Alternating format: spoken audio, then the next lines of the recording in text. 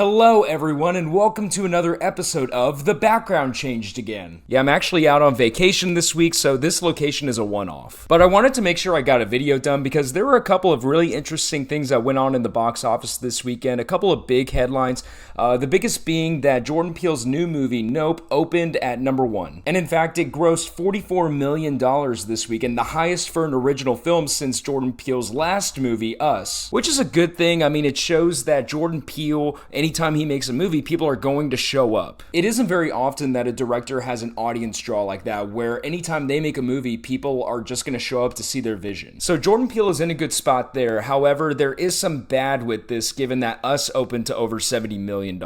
Now, I covered this in my review for Nope, but in case you didn't watch it, I talked about in there that Us was kind of a divisive movie. It still made a ton of money, and for the most part, people consider it to be good, but it did kind of divide audiences.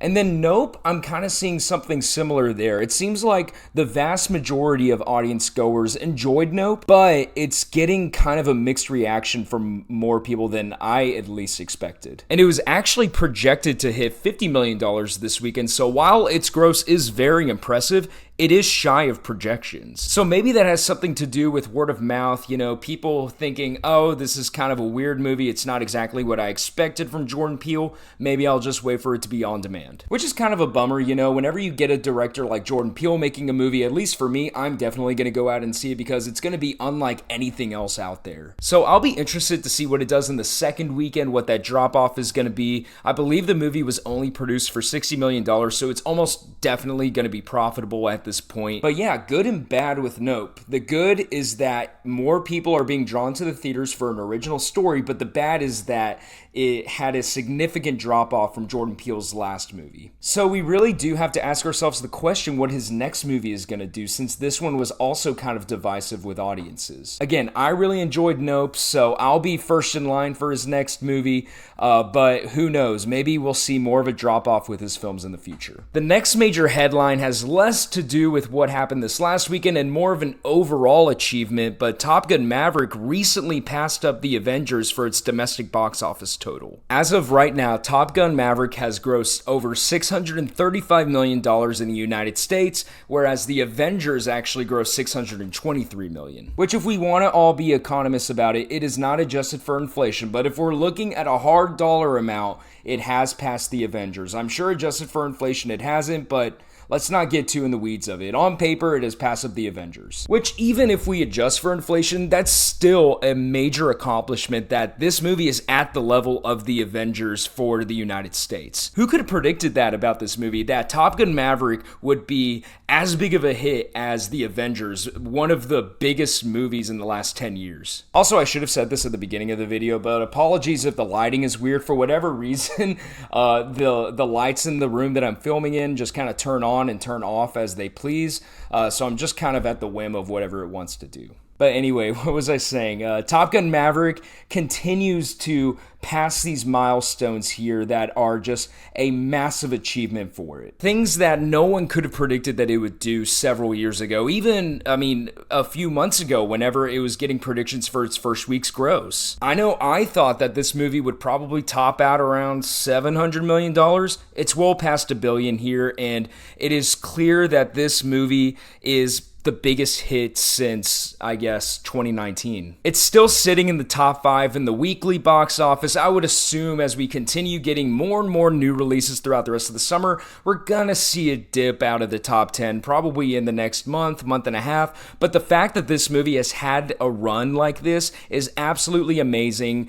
And yeah, just congrats to everyone associated with Top Gun Maverick. The next thing I want to talk about is the percentage drop in Thor: Love and Thunder. Now, as you remember last week, it dropped, I believe, 68% weekend over weekend, which is not good. Again, granted, whenever you have a movie open to $140 million, that percentage is going to be large. However, if you're a movie like that, you want to see it in the mid-50s to low 60s, somewhere in there. So I was really curious going into this weekend what it would do in its third week, and it looked like it had an okay drop. It dropped 52%. It made $22 million in its third weekend, which is really solid. Now, I think it's going to crack $700 million, but not by a ton. And I think that that's partially because of the divisiveness of the movie. Unfortunately, we have to face facts here. The last couple of Marvel movies, aside from No Way Home and Shang-Chi, have not been the universally loved hits that we're used to with the franchise. Or at least whenever I ask my friends about Thor: Love and Thunder or even Doctor Strange in the Multiverse of Madness, you don't get the same, oh, I absolutely loved it, or I went and saw it 3 times that you would hear with an Avengers movie, or even recently Spider-Man No Way Home. So we're just not seeing people go back to the theater in the same way that they used to for Marvel. Now, don't get me wrong, any movie that passes $600 million, that's a major achievement, but it just isn't up to the standard of what you would expect for a Thor movie in the MCU. So like I said in the last video, I think we're going to see a slight readjustment in how they approach the character in either his next solo movie or the next thing that he appears in, because there's really no reason why this huge character whose last movie everybody loved, played by a guy who is fantastic in the role with Christian Bale as a villain, there's no reason why this movie should not be hitting $1 billion, in my opinion. Especially whenever you consider what a great summer at the box office we've had so far. So yeah, Thor: Love and Thunder, it had a good third weekend, but it isn't doing crazy numbers. It's not a Top Gun Maverick this summer. Hopefully Disney doesn't do what they did with Doctor Strange in the Multiverse of Madness and just throw it onto Disney Plus next month, because at that point I think they're just kind of shooting themselves in the foot, and anyone who is thinking about seeing it and hasn't yet will just wait it out until it's on Disney Plus. But other than that, you guys, there really wasn't much else going on with the box office this weekend. Minions: The Rise of Gru is still chilling there at number 3, only a 34% drop there. It racked in $17 million in its 4th weekend, so that is doing really good numbers, honestly. Where the Crawdads Sing made $10 million. It only dropped 40%, so that's actually fantastic for a second weekend. I know I kind of crapped on it last weekend because I think it only brought in 16 or 17 million, but if it only dropped 40%, that can be considered a big win for that movie. Especially for a movie that only cost $30 million to make. You know, it disappointing first weekend making 16 to 17, but in its second weekend making $10 million.